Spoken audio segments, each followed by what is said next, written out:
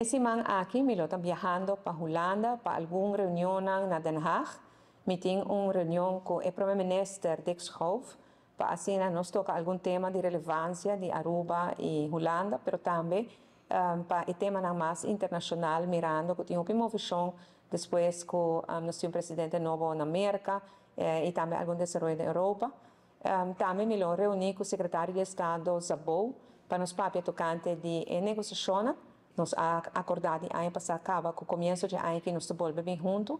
Me estou guardando a informação do governo que está claro, mas maneira que está trabalhando, me mira que falta par de tempo ainda para que está claro com o governo. Desse tempo para baixo e para seguir para arriba em negociação. E mira, onde nós estamos para hoje, quando nós vamos continuar. Também eu tive uma reunião com o ministro de Relações Exteriores, de Buitenlandse Zaken, especialmente sobre o tema de Venezuela e também o impacto de medida do governo americano de stop de permitir organizações que ajudam refugiados de outro país. Esse aqui tem um efeito para Aruba.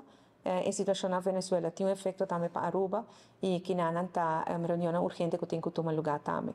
Claro, durante o dia não tem mais reuniões e mais encontros, entre outros, a Universidade de Leiden cumpre 450 anos e para isso aí também me recebi uma invitação para estar presente na comemoração importante que está minha alma mater, caminha com a estudar, tempo que eu estava na Holanda.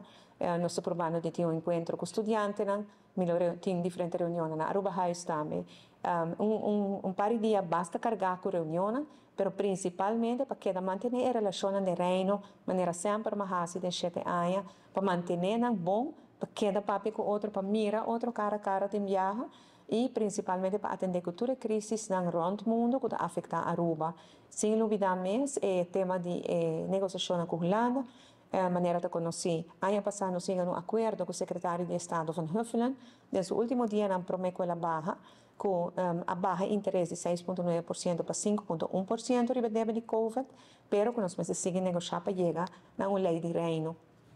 E para isso aqui, nós temos um mês para lograr.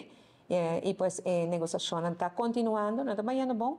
E agora que neste momento para nos papéis essa aqui a nível de maneira bestuurlijk nível.